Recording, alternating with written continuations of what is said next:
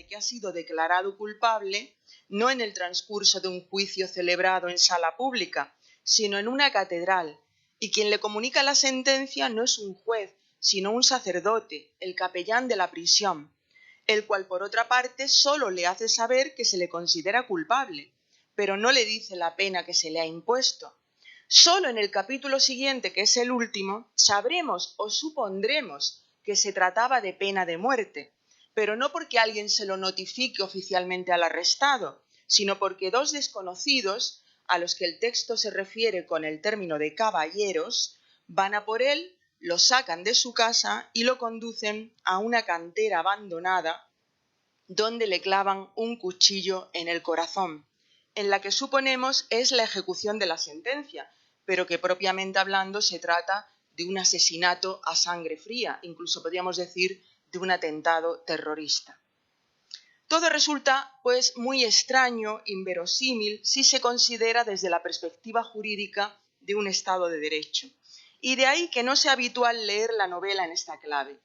Muchos lectores han visto en todo esto algo sencillamente surrealista, un sinsentido, un absurdo, fruto de la delirante imaginación del autor.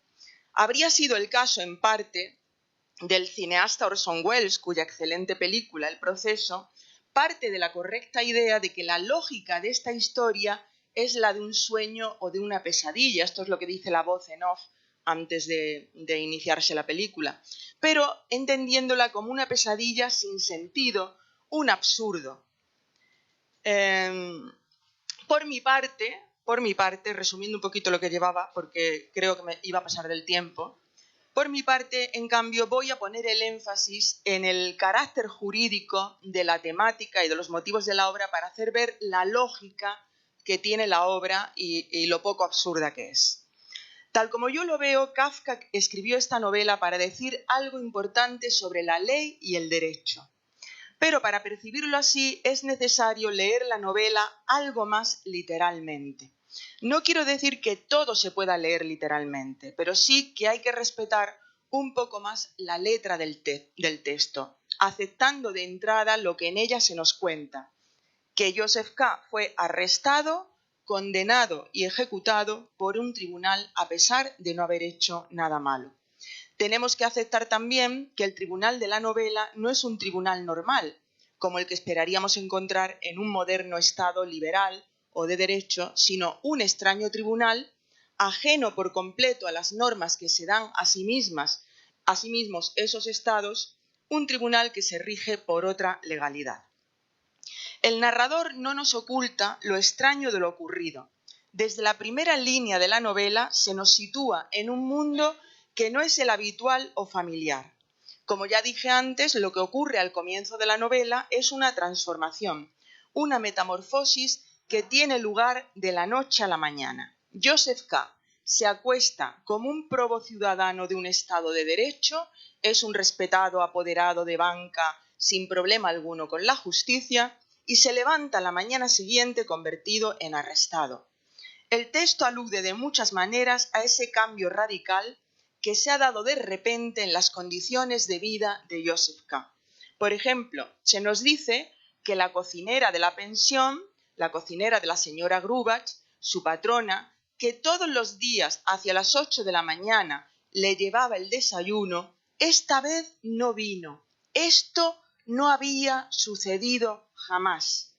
En frase que trata de llamar nuestra atención sobre la novedad, el novum, que diría Hannah Arendt, que supone lo ocurrido esa mañana. Kafka fue muy consciente de estar representando un mundo anómalo, un mundo insólito, que de hecho, tal como yo lo entiendo, ni siquiera existía todavía en el país y momento en que él escribió la novela, pero que él intuyó que podía llegar a existir, a ser real en un día no muy lejano. El inusual arresto es llevado a cabo por unos también insólitos funcionarios que se dan a sí mismos el nombre de guardianes. Pero estos guardianes no llevan los uniformes reglamentarios de la policía, sino unos extraños trajes negros muy ceñidos, llenos de pliegues, bolsillos, hebillas, botones y un gran cinturón que el narrador compara con los trajes de viaje. En el libro que le dedicó a su gran amigo, con el título de Kafka, Max Brod se preguntaba lo siguiente: ¿existían acaso en el año 1914, que fue cuando Kafka escribió esta novela, aquellos ajustados uniformes negros llenos de broches, bolsillos y botones? Y su respuesta, en tanto que testigo de la época, fue tácitamente negativa, puesto que concluyó que Kafka debió de escribir esto en estado de trance, de clarividencia.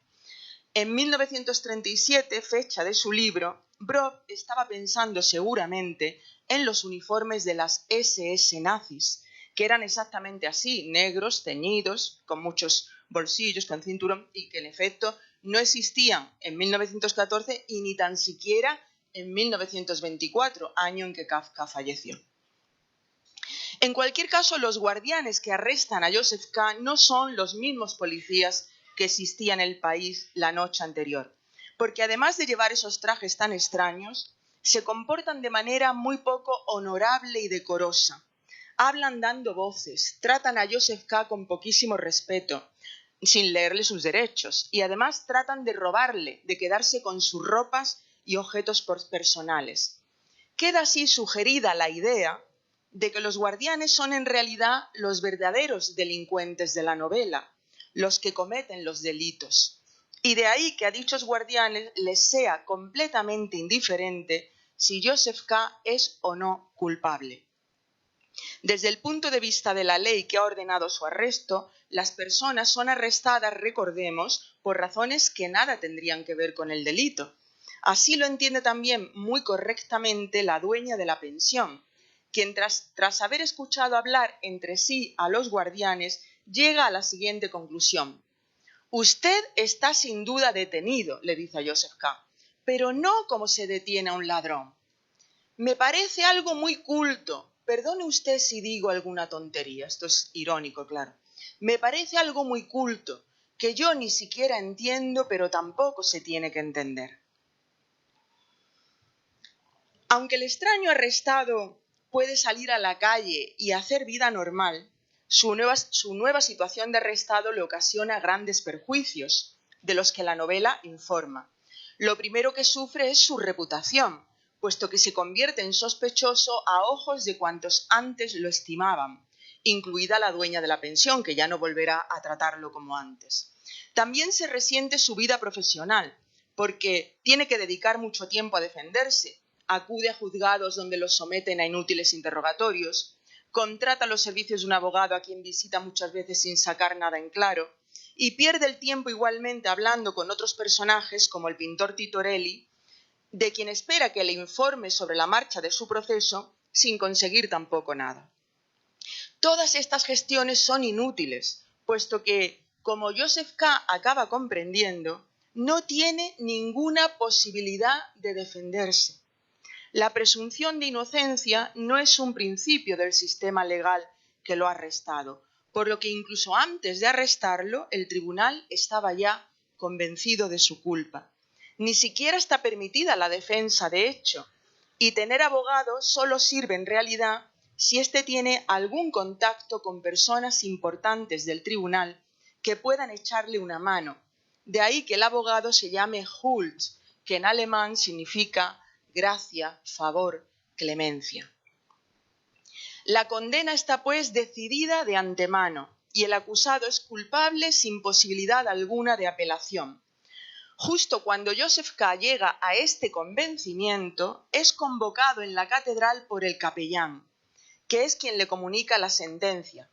Se te considera culpable, le dice.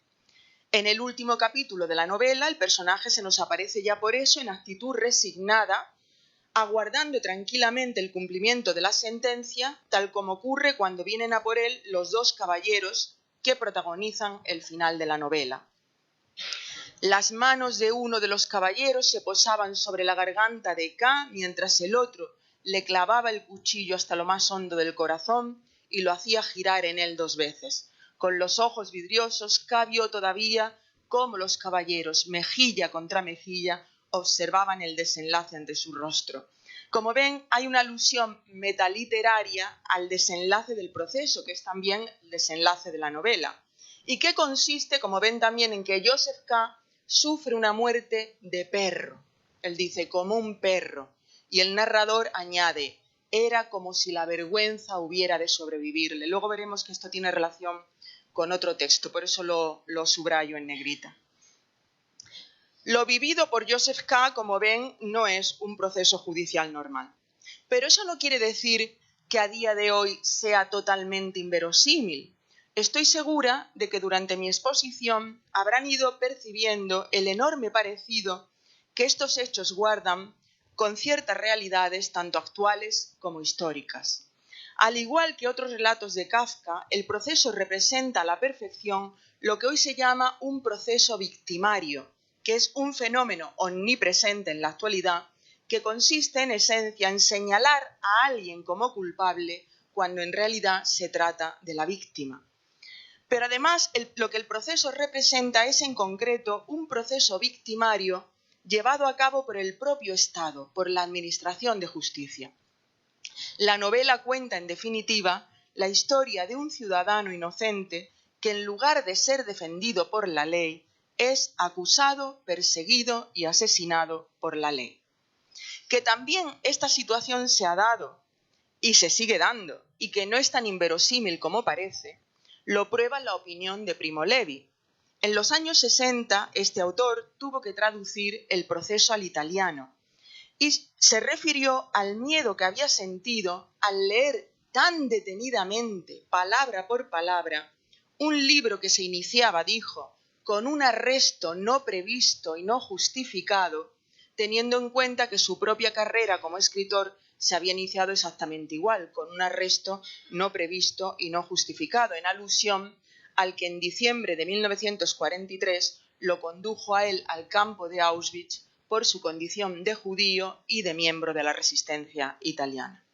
Levi siguió diciendo que la obra de Kafka le inspiraba por eso sentimientos ambivalentes de admiración y temor al mismo tiempo, porque veía en él algo así como el profeta que te anunciará el día de tu muerte. Fíjense que es una opinión muy parecida a la de Brod, que también había dicho que Kafka había escrito la novela en estado de clarividencia.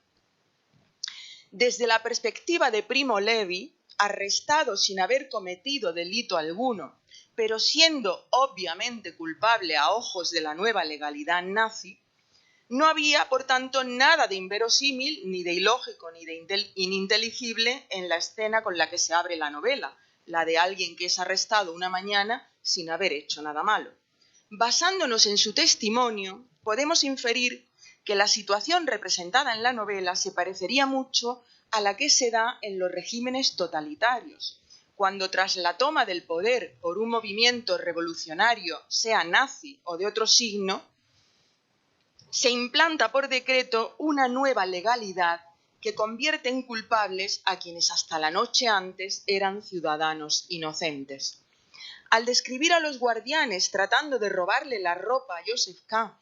y a los caballeros del final asesinándole a sangre fría, Kafka acertó también a representar otro rasgo característico de los regímenes totalitarios, donde en efecto son los representantes del Estado, funcionarios, autoridades y tribunales los que cometen los delitos, el peor de todos, perseguir y asesinar a ciudadanos inocentes.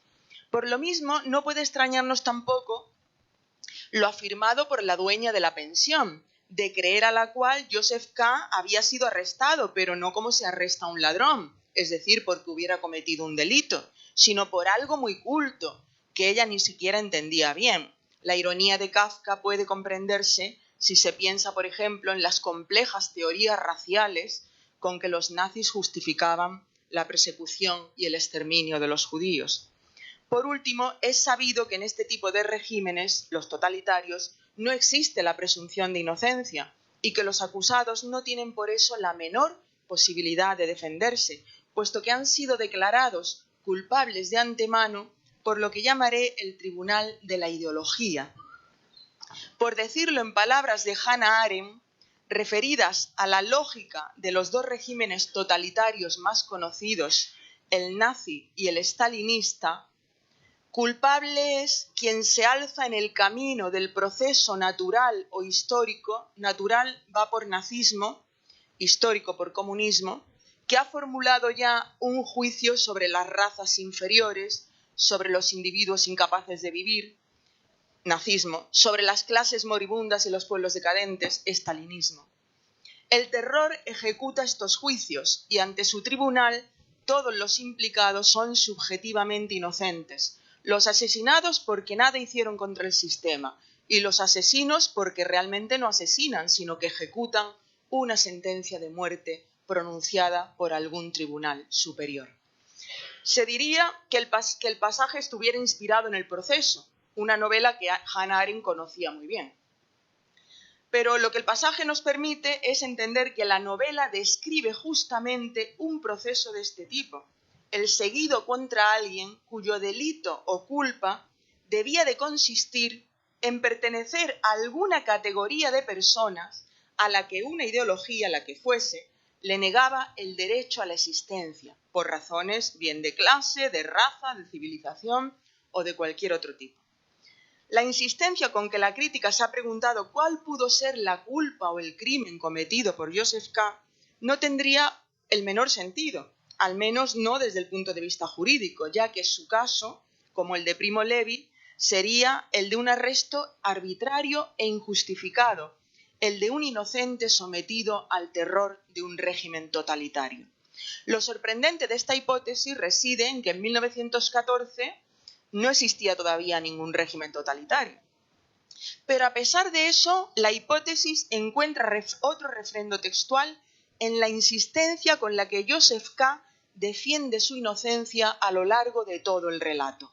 Lo hace ya en el momento del arresto, cuando, todavía no muy preocupado por lo que le está ocurriendo, porque cree que se trata todo de un error, les dice con mucha calma a los guardianes: «Estoy acusado, pero no puedo hallar la más mínima culpa por la que se me pudiera acusar».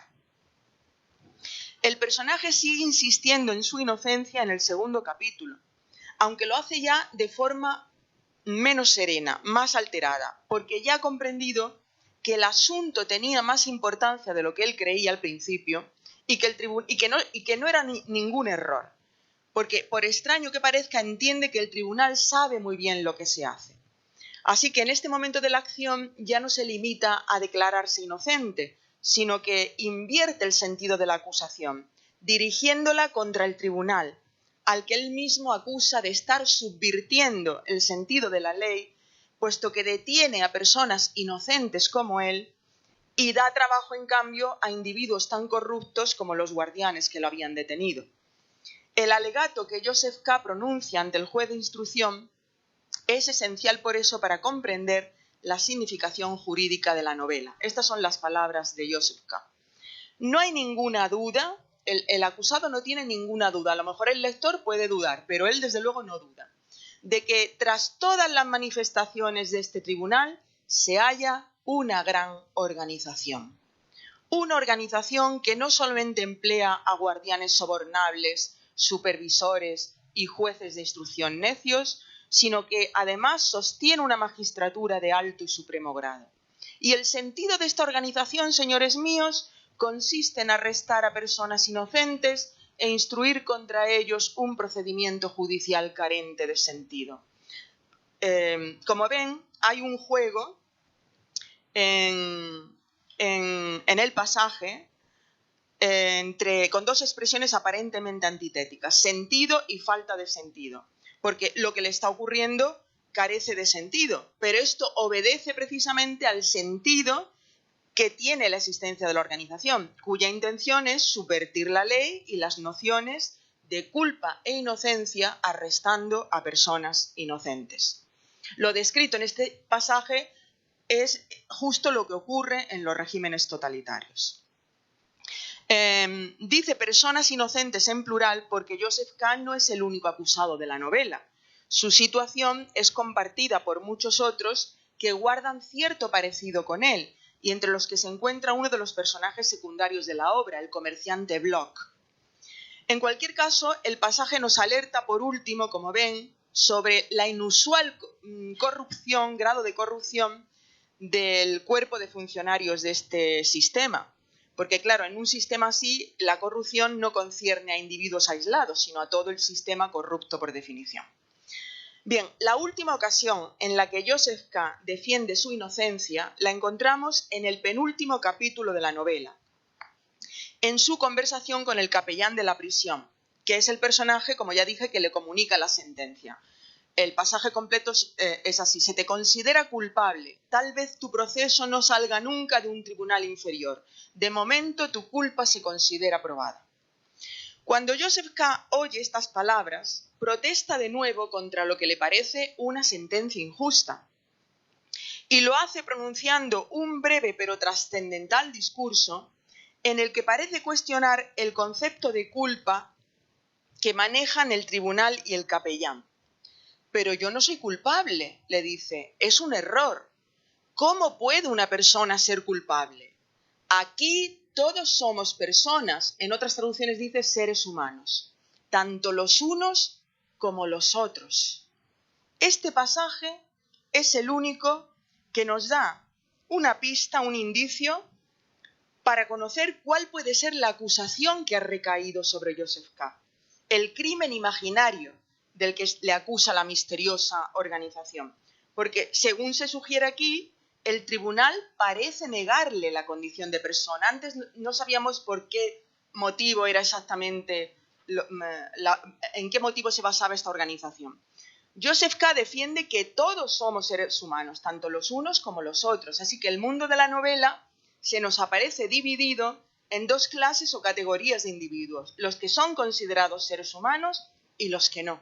Y se diría que Joseph K. pertenece a los otros, el colectivo al que se le niega la humanidad, el mismo al que debe de pertenecer el comerciante Bloch. Todo parece confirmar que la organización que está detrás del arresto de Joseph K.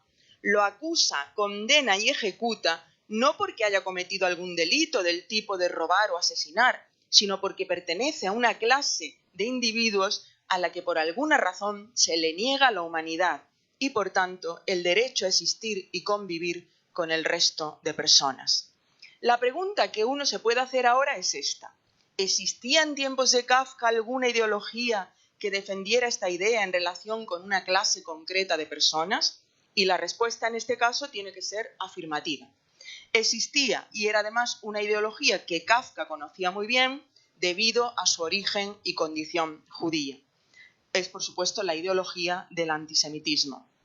Hablaré ahora, por eso, del conocimiento que Kafka tuvo acerca de la existencia de esta ideología y de las organizaciones que la defendían, y que, en mi opinión, pudieron ser los indicios y señales que, presentes ya en su realidad histórica, le permitieron intuir o imaginar lo que podía llegar a ocurrir en una especie de pesadilla anticipatoria.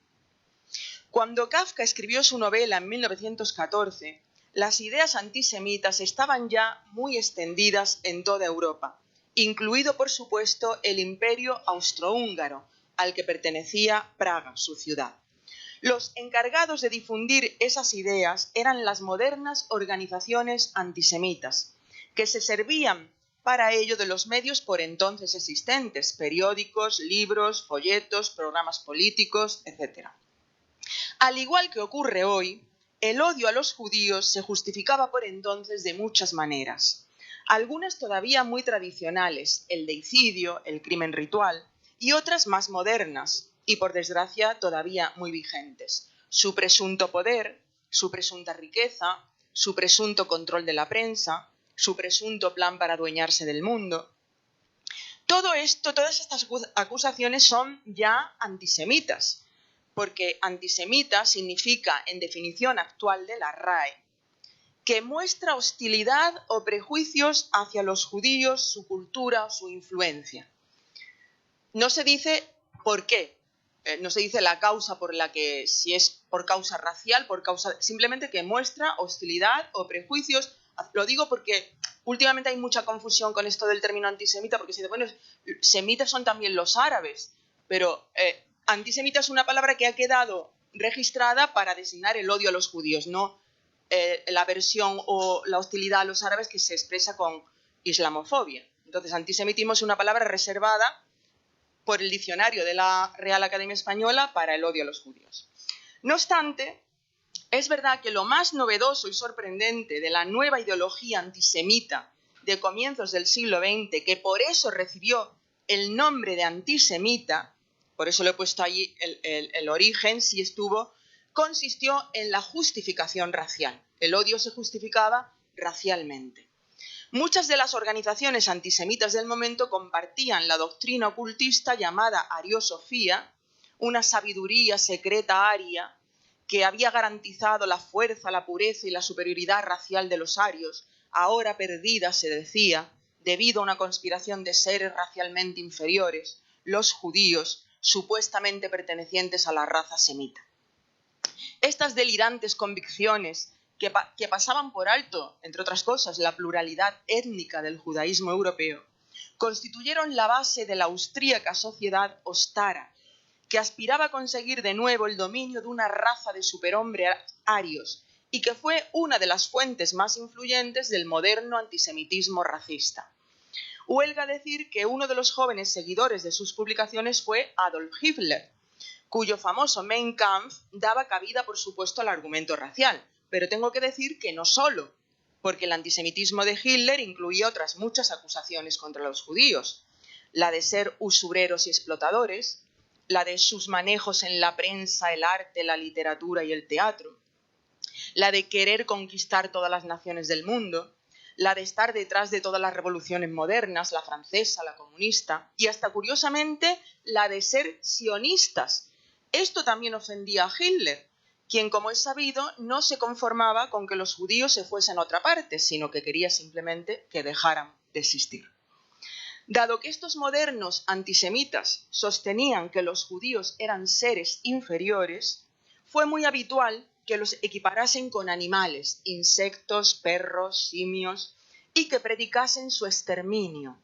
Ya en 1905, la revista austríaca antisemita Ostara exhortaba a exterminar a los subhombres simios, en alusión a los judíos, por medio de radiaciones eléctricas corporales o de cualquier otra forma. En 1905, el sueño de exterminar a los judíos existía ya, por lo tanto, en vida de Kafka.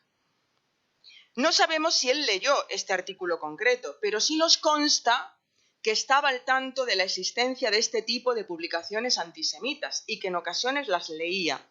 Así lo acredita, por ejemplo, el siguiente pasaje de las cartas a Milena, referido a otra publicación de este tipo, el Venkov, órgano de expresión del Partido Agrario Checo, que, como vemos en la anotación, se estaba apuntando a la moda del antisemitismo. Dice Kafka, el Venkov, que ahora publica muchos artículos contra los judíos, señala recientemente en un editorial que los judíos corrompen y descomponen todo, que hasta han corrompido el flagelantismo de la Edad Media. Así que, como ven, el autor sabía perfectamente de la existencia de estos delirios antisemitas, que culpaban a los judíos de todas las desgracias del mundo. Y por lo mismo conocía perfectamente la amenaza que el antisemitismo suponía para la vida de los judíos europeos. Así lo prueba también otro pasaje de las cartas a Milena, que data de 2 años antes de su muerte, de 1922, fecha en la que Praga era ya la capital de la moderna y democrática República Checoslovaca, presidida por un liberal filojudío, Masaryk, pero en la que a pesar de eso ocurrían estas cosas. Le cuenta a Milena, me pasé las tardes por las calles bañándome en el antisemitismo popular. Hace poco oí decir que los judíos eran una turba inmunda. ¿No es natural que uno se vaya de donde es tan odiado? No hace falta para eso el sionismo ni el sentimiento nacional. Hace un momento miré por la ventana, policía montada, gendarmería preparada para la carga de bayoneta, multitudes que gritan y se dispersan, y aquí arriba, junto a la ventana, la inmunda vergüenza de vivir constantemente protegido. La escena, como ven, es la de unas multitudes que gritan contra los judíos y que son dispersadas por las fuerzas de seguridad del Estado, tal como ahora está volviendo a ocurrir, por desgracia, en las calles de Europa. Llamo la atención sobre la presencia del término vergüenza, que era el mismo que aparecía al final del proceso. La vergüenza de la que habla aquí Kafka se parece mucho a la que experimentaba su personaje, Joseph K., cuando moría, recordemos, como un perro, tradicional insulto antisemita, además de una posible alusión a la supuesta no humanidad del personaje. Además, el personaje moría así como un perro a manos de sus verdugos y sintiendo como si la vergüenza hubiera de sobrevivirle. Creo muy posible, por tanto, que las dos vergüenzas fuesen la misma, la de seguir viviendo en medio de la hostilidad antisemita, la de no poder defenderse, la de depender de la protección de las fuerzas de seguridad. La interrogante que todo esto suscita es la siguiente.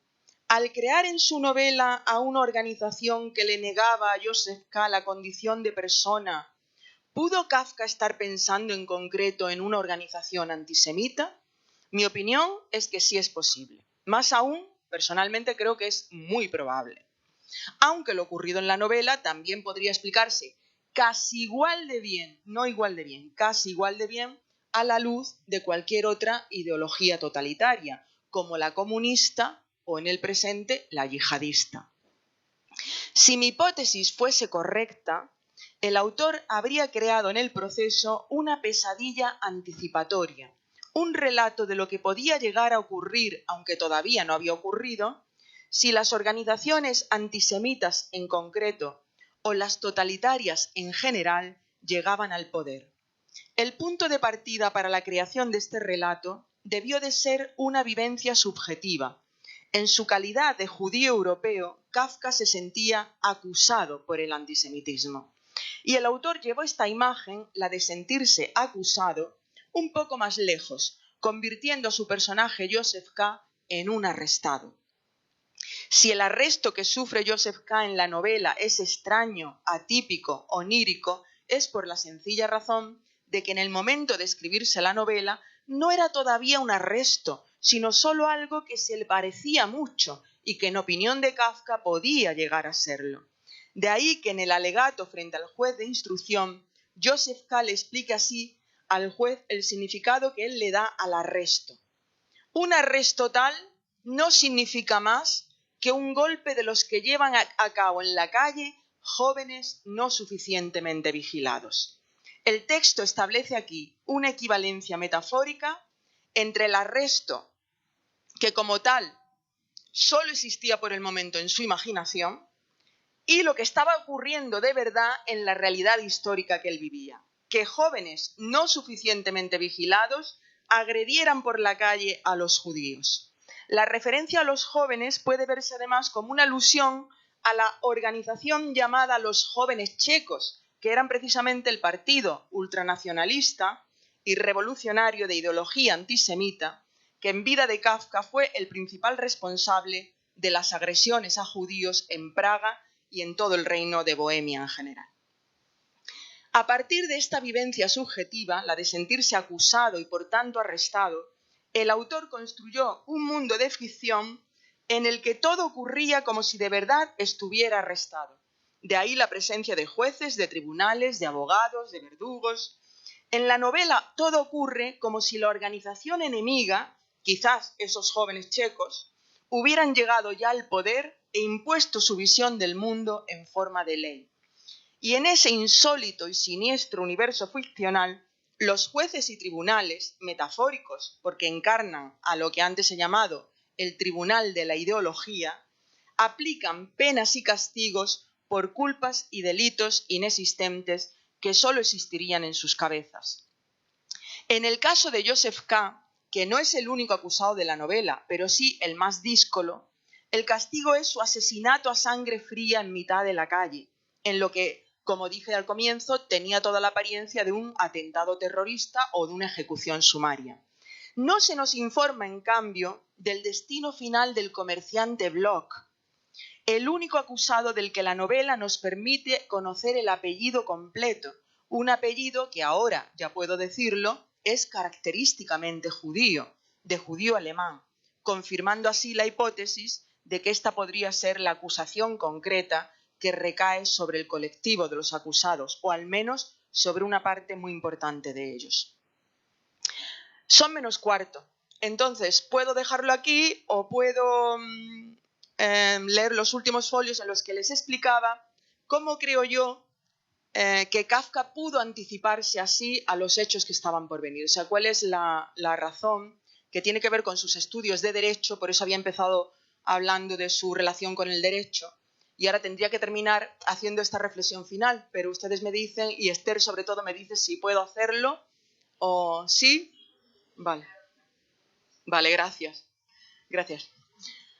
Bien, pues entonces voy a dedicar un tiempo al momento que considero el más importante de la obra para entender cómo Kafka pudo anticiparse así a los hechos que estaban por venir.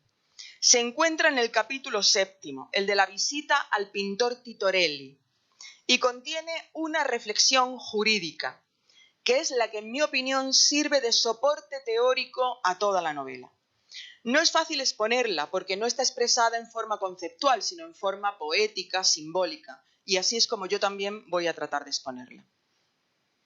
Nada más llegar al estudio del pintor Titorelli, Joseph K. repara en que está trabajando en un cuadro. Titorelli le explica que se trata de un retrato, el retrato de un juez del tribunal, del famoso tribunal. El acusado fija entonces la vista en el cuadro y observa que en el centro del cuadro hay una gran figura a la que no logra identificar. Y Titorelli le explica que se trata de la diosa de la justicia. Es la justicia, dijo finalmente el pintor. Y entonces K dice, ya la reconozco, aquí está la venda sobre los ojos y aquí la balanza. La he puesto al lado para que ustedes recuerden los atributos de la diosa de la justicia. Pero enseguida se da cuenta de que lleva alas en los talones. Le dice, pero no tiene alas en los talones y está corriendo. Y el pintor le explica que sí, que tuvo que pintarla así por encargo, porque le encargaron pintar la justicia y la diosa de la victoria en una. Aún así, la explicación sería muy rara, porque a la victoria se la representa como una mujer alada, pero con alas en los omóplatos, como ven a la victoria de Samotracia. Las alas en los talones son más bien de Mercurio, del dios de Hermes. Pero vamos a ver que luego tiene un sentido lo de las alas en los talones. En cualquier caso, a Joseph K. esta combinación le sorprende y le inquieta, porque como le dice enseguida, no es una buena combinación, dijo K. sonriendo, porque él opina que a la justicia hay que representarla quieta. La justicia tiene que estar quieta, si no, la balanza se tambalea y no es posible ni un solo juicio correcto. Este magistral pasaje de la novela se inscribe, me parece, en un debate clásico de filosofía del derecho, en el que Joseph K. manifiesta claramente su predilección por una justicia estable, no con los pies alados y corriendo al ritmo marcado por la victoria. La alianza entre justicia y victoria supondría, tal como lo ve Joseph K., que las leyes tuvieran que ir moviéndose, cambiando y transformándose rápidamente, además, de ahí las alas en los talones, en función de quiénes fuesen los victoriosos, políticos, se entiende. El personaje parece intuir los riesgos que se derivan de una justicia sometida a las oscilaciones y vaivenes del poder político y, por tanto, al dominio de las ideologías.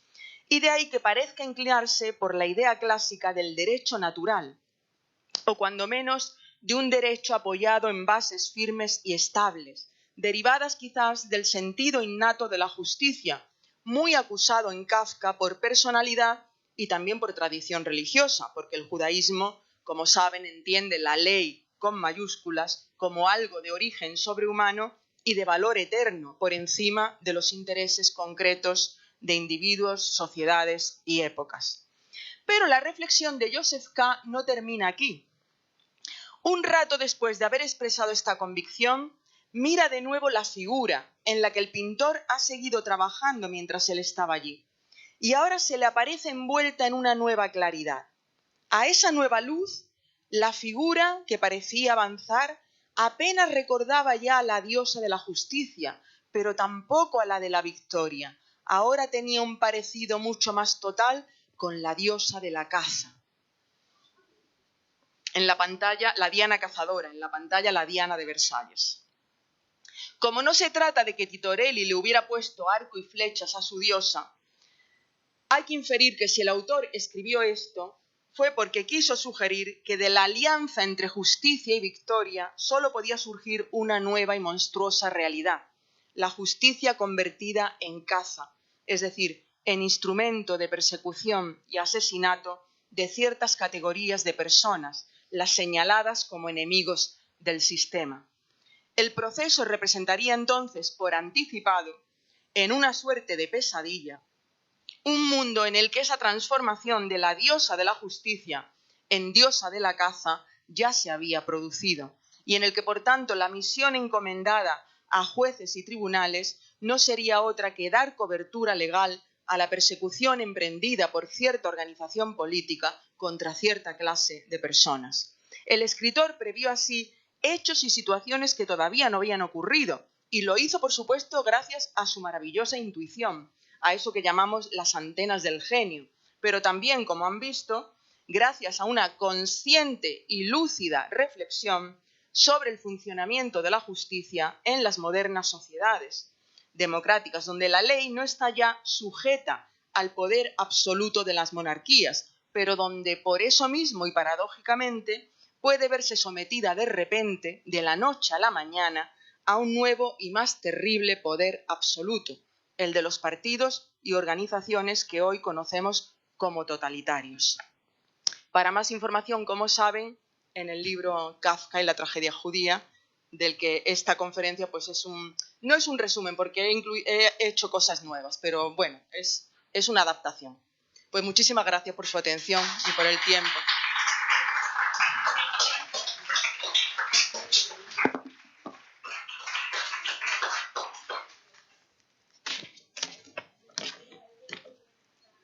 Sí, por supuesto estoy a su disposición para cualquier pregunta, duda. Bueno, pues muchísimas gracias porque yo creo que a todos nos ha dejado claro. Muchas gracias. Da miedo pensar que hace 110 años había una persona que sabía que esto iba a ocurrir. Sí. Porque claro, es el anticipar este tipo de cosas que no se trata de que seas inocente o culpable. Es que yo decido quién es inocente o culpable. Alguien, por encima de cualquier otra consideración. No, tú eres judío porque digo yo que eres judío. Porque ni siquiera Primo Levi decía yo soy italiano. Pero no soy judío. No era creyente, era claro. Judío, pero no era creyente. Claro, pero dijo, yo me defino sobre todo se sentía, hasta que lo llevaron a Auschwitz, él se consideraba más italiano que otra Justamente, cosa. Pero yo decido. Pero ya, una vez que pasó por Auschwitz, ya su identidad de judía ya le quedó grabada para siempre. Esto ya como a título personal, hay gente que cuando llega a Estados Unidos y tienes que definir la raza, sí. no te piden, gente que dice, yo soy blanco. Y entonces dice, no, según el cuestionario usted es hispano, usted no sé qué. Yo tengo una lista y yo decido en qué parte racial está usted. Usted es caucásico o no, o hispano o no. Y hasta ese momento tú te consideras una cosa y según otra gente... La categoría de raza no se debe utilizar.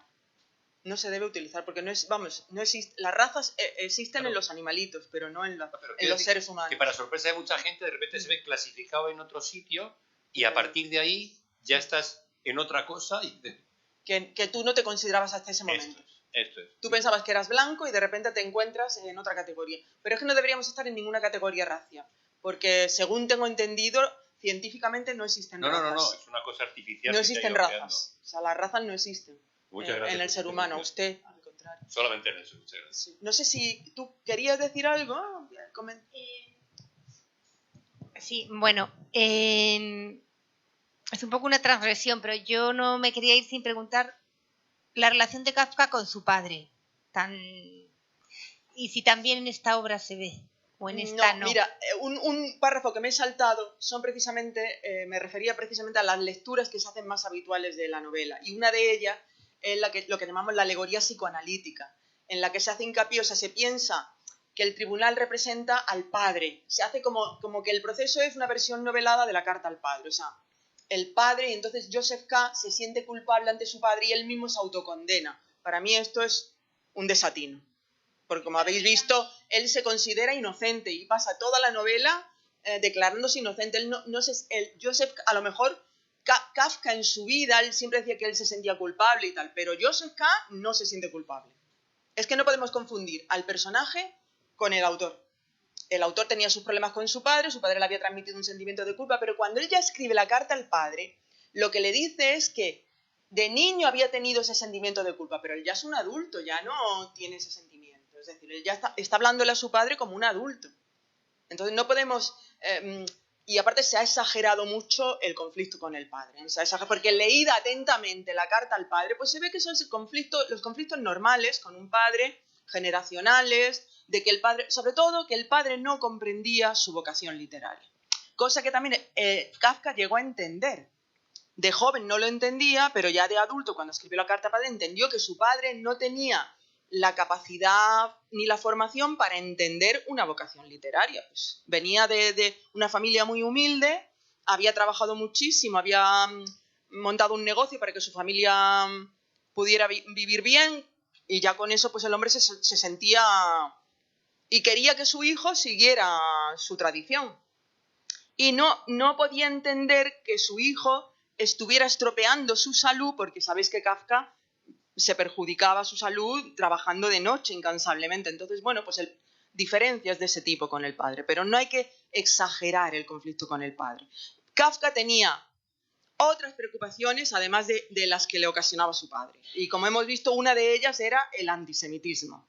Y él no mezclaba los temas. De hecho, hay una cosa muy graciosa. Como se imaginaba el tipo de lecturas que se iban a hacer, porque en aquel entonces ya estaba muy de moda el psicoanálisis, y como su primera novela sí había puesto un padre en la condena, sí había un padre, y esa sí se puede leer en clave de padre, pues tuvo la precaución de ponerle a Joseph K. un tío. O sea, Joseph K. es un solitario, casi no tiene familia, pero la única familia que tiene que va a visitarle es un tío. No le puso padre, precisamente para que no se pudiera hacer la relación con el padre. Tuvo mucha gracia, ¿no? Porque, claro, dicen, me van a hacer la lectura edípica y yo no quiero que me la hagan. Y entonces le puso un tío. O sea, parece ahí como una especie de huérfano con un tío. Pero aún así los críticos la han leído como alegoría del padre. Y la otra alegoría es la religiosa, que el tribunal es Dios. Bueno, Kafka no era una persona especialmente creyente, tampoco era un ateo, sencillamente digamos que era agnóstico, ¿no? Estaba ahí en dudas y tal. Pero desde luego el tribunal que hemos visto no tiene ningún parecido con la justicia divina. A Kafka no se le habría ocurrido imaginarse a la justicia divina porque él tenía un respeto por lo trascendente. Aunque no fuera creyente, pero era judío y tenía un respeto por lo trascendente. Entonces no iba a representar a los funcionarios de Dios robándole las ropas al acusado. El tribunal que hemos visto aquí en la pantalla es un tribunal humano, demasiado humano. ¿Qué diría Nietzsche? No tiene nada de divino y no es el padre. O sea, he contestado entonces a tu pregunta. Sí, es que yo siempre... Me parece eso también. Que exagerado. Ya se arregló todo. Ya está, con el padre, ya está. Es una cosa muy reduccionista. Sí, aparte que la carta al padre la escribió para el padre. No esperaba que trascendiera ni que se publicara, ni... Se la dio a su madre para que se la diera al padre y el padre conociera... Era como una especie de ajuste de cuentas, pero pacífico, como poniendo sobre la mesa todos los problemas que habían tenido, pero haciéndolo desde la edad adulta y diciendo, mira, ya nos vamos a quedar tranquilos porque ya esto ya lo hemos superado. O sea que no se quedó traumatizado por la infancia. Superó los traumas de la infancia. Era demasiado inteligente para quedarse ahí fijado a la etapa infantil.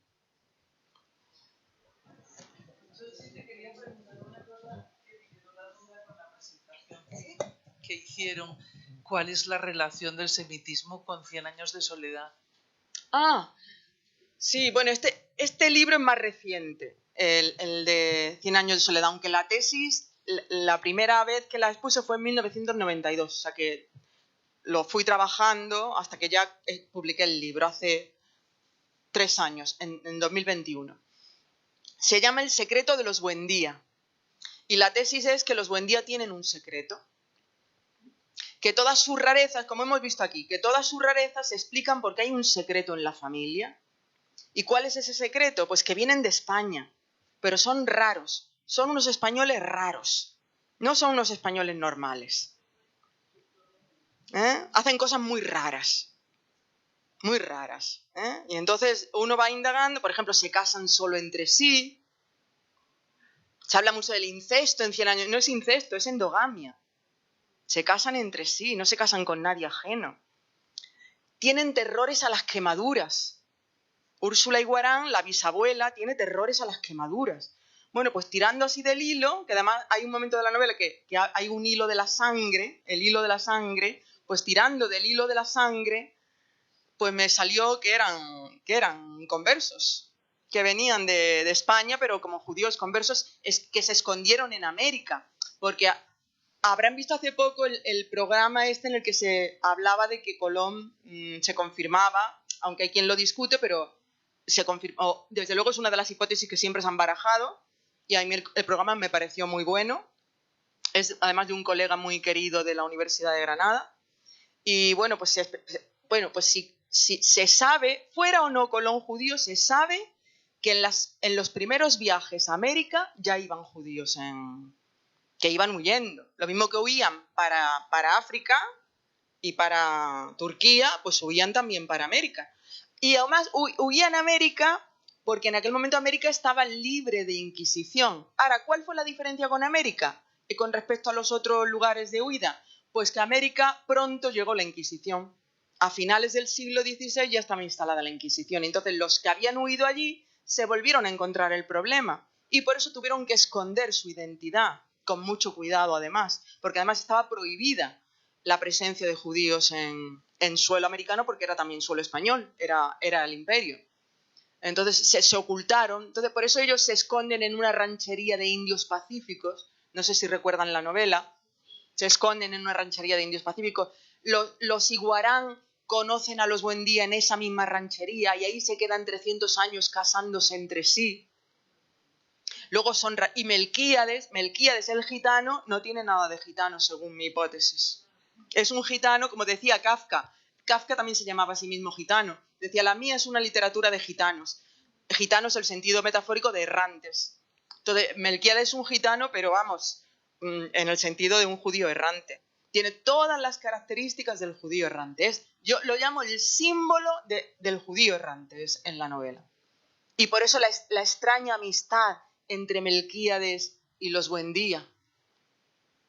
Sí, además se reconocen.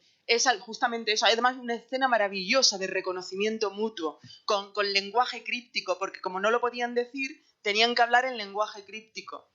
Entonces hay una escena que, vamos, maravillosa, de ese lenguaje críptico para comprender que eran lo mismo.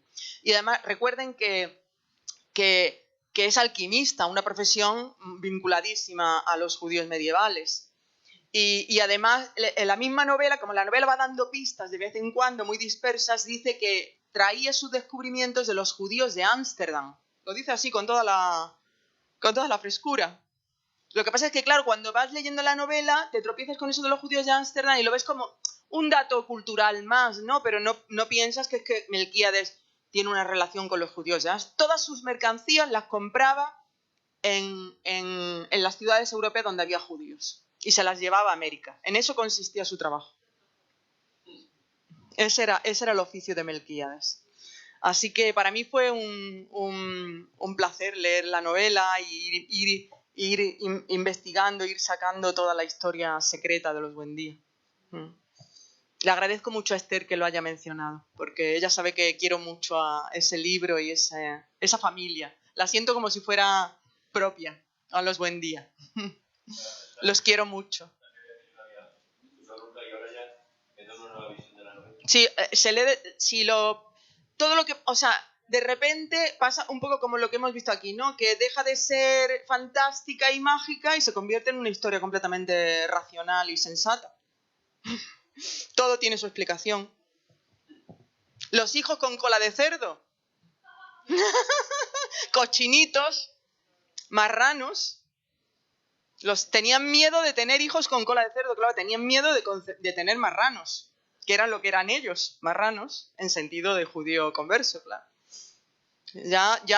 Y las cucarachas del final de la novela también, que son las mismas, porque García Márquez, esta es otra de mis hipótesis, aprendió a hacer esto leyendo a Kafka. Y entonces le rinde un homenaje en las cucarachas del final. Le rinde un homenaje a Kafka, a su modelo. García Márquez dijo que él se convirtió en escritor porque leyó La Metamorfosis. Y Kafka fue su autor. Siempre se dice Faulkner. No, Kafka.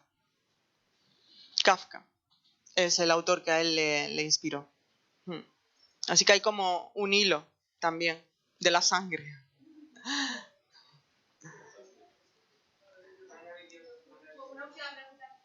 Sí, claro que sí. ¿Cómo a qué? Sí. ¿Nos podía dar una pincelada de la relación de Kafka con las mujeres? Bueno, Algo que nos... sí, la pincelada que te voy a dar es la siguiente. Él era una persona completamente normal en ese aspecto, es decir, que le gustaba a alguien y se enamoraba. Por ejemplo, con Feliz, pues la conoció en casa de Masbro, ella dijo que era sionista, él llevaba la revista Palestina bajo el brazo, se reconocieron mutuamente como sionistas y él se quedó un poco así, en fin, ilusionado y empezó una correspondencia con ella. Ahora, ¿cuál era el problema? Que se lo explicó a Feliz a las pocas cartas, cuando llevaba muy pocas cartas escritas. Que el matrimonio, que era lo que aspiraban las mujeres en ese momento, lógicamente, era incompatible con su dedicación a la escritura, por la sencilla razón de que si él hubiera sido rico o su padre hubiera sido millonario y de verdad le hubiera podido mantener su vocación literaria, pues a lo mejor su vida sentimental habría sido más feliz. Pero como tenía que trabajar por las mañanas, que trabajaba de 7 de la mañana a 3 de la tarde en el instituto que hemos dicho, llegaba a su casa, comía, dormía una pequeña siesta, se iba a dar un paseo y luego se ponía a escribir desde las 9 de la noche hasta las tantas de la madrugada, dormía poquísimo. Entonces él decía, ¿dónde meto? Y para él era imposible dejar de escribir. Y también era imposible dejar de trabajar. Y él decía, ¿dónde meto yo una mujer? Y entonces se lo explicó a Feliz desde el primer día. Pero ella no lo entendió, quiso casarse y de ahí vino O sea que las cosas son más sencillas también, no hay... Son problemas de tipo práctico que él no podía resolver, no tenía recursos con que resolverlo. Es simplemente eso. No hay más. Y claro, como Feliz se cansó de esperar y estuvo a punto ya de comprometerse y en ese momento él huyó porque vio que se metía en lo que él no podía y huyó. En el fondo era responsable porque él decía, voy a hacerle una desgraciada, una infeliz. Entonces, pues, ¿qué pasaba? Pues que luego se volvía a enamorar y otra vez lo mismo, volvía a decirle a la persona que muy bien, que todo muy bien, pero que él no podía casarse, yo sí. Y hasta la última, Dora Diamond, con la que se habría casado, si hubiera seguido vivo. Porque esa muchacha lo reunía todo y además por lo visto era muy comprensiva y seguramente habría sabido aceptar, él vio que ella habría sabido aceptar el tipo de vida que él... Pero vamos, o también fue porque él estaba ya tan enfermo que sabía que ella no tenía oportunidad de seguir adelante. Entonces, ahí sí acarició la idea de casarse pero ya para nada porque su enfermedad se lo impidió. Pero no hay nada morboso en Kafka. Tortura sí, pero la tortura del querer y no poder. Esa tortura de quiero, pero no puedo porque la voy a hacer infeliz. Muy claro, por eso digo que fue sentido de la responsabilidad. Sí. No hay nada morboso ni raro en su relación con las mujeres. No. Lo que pasa es que él crea personajes un poco raros y vuelve a pasar lo mismo. Se extrapola del personaje al autor. Y oye, lo que Kafka es capaz de imaginar no tiene nada que ver con lo que él es. Porque su imaginación es tremenda. No, él no era kafkiano. Era más normal. Él era más normal. Gracias.